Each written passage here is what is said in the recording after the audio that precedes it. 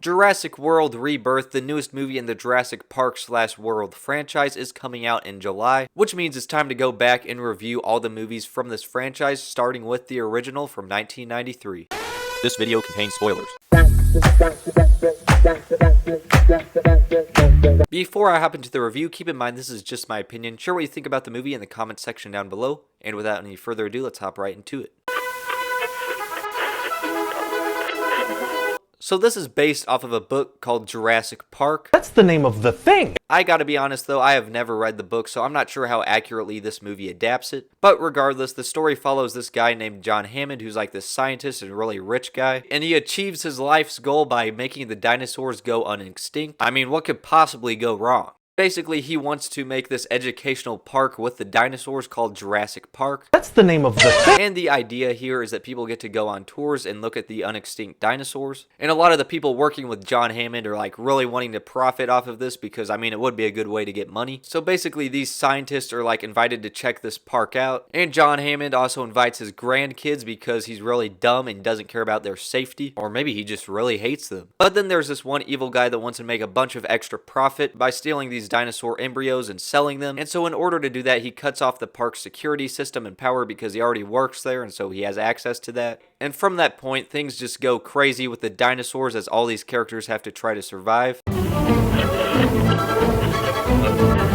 So John Hammond, as I mentioned, is a very interesting character because he's kind of blinded by his own ambition, and he doesn't really think about the safety or if it's the right thing to do by bringing these dinosaurs back. And one of the scientists brought onto this island is Ian Malcolm, who's definitely an interesting character. And then of course you have like our main characters, Dr. Ellie Sattler and Dr. Alan Grant. And I think Alan Grant might have the best character arc in this whole movie because when the movie starts, he does not like kids at all. I mean, he just absolutely hates them. Even John Hammond's grandkids, when they try to talk to him and stuff, he's just like, nah, get out of here. But he actually forms a bond with them as they're in this desperate time running away from dinosaurs. Hey, yo! But I mean, it's like in a protective way. Well, on one hand, maybe there is such thing as liking kids too much. Anyways, you got that one corrupt guy I mentioned who just made a phenomenal meme in this movie. See, nobody cares. And then, of course, you also have Samuel L. Jackson working at the park. His character would have been forgettable if he wasn't played by Samuel L. Jackson, but since he is, he's just much more awesome.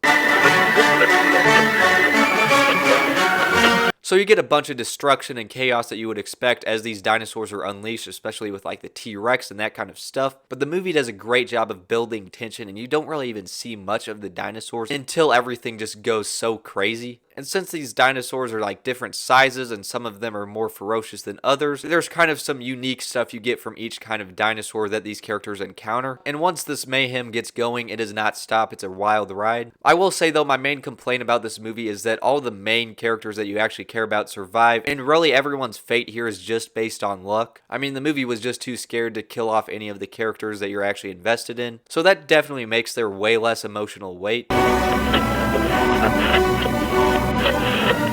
Of course, you have Steven Spielberg directing this, so the cinematography is just automatically phenomenal. There's also some great costume design in here. The sets look great. And this was a pioneer of CGI, where they did some practical stuff by building these like giant dinosaur animatronics. And then, of course, they also used some CGI for the dinosaurs. But Spielberg really wanted to make sure that they only used CGI when necessary. So for the time, a lot of it just looks phenomenal. Now, I will say there are some parts where the CGI isn't completely up to date by today's standards, but that is not at all a criticism of the movie. I mean, as I said, it's a pioneer for CGI. It was phenomenal for the time.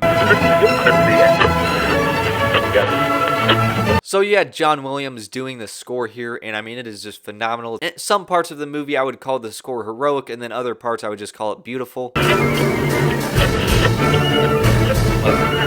So overall, this is not really like one of my favorite movies of all time. It is very well made, but I'm just personally not a super fan of dinosaurs or that kind of thing. Still though, as I said, this is really good. So I do think there could have been some more emotional weight to it if they were willing to kill off some of the characters you actually care about. So overall, on the quality scale of 0 to 100, I'll give it an 87%, and I would definitely recommend watching this movie. If you've seen it, let me know what you think about it in the comments section down below. As always, thank you guys so much for tuning in, and I'll see you guys next time.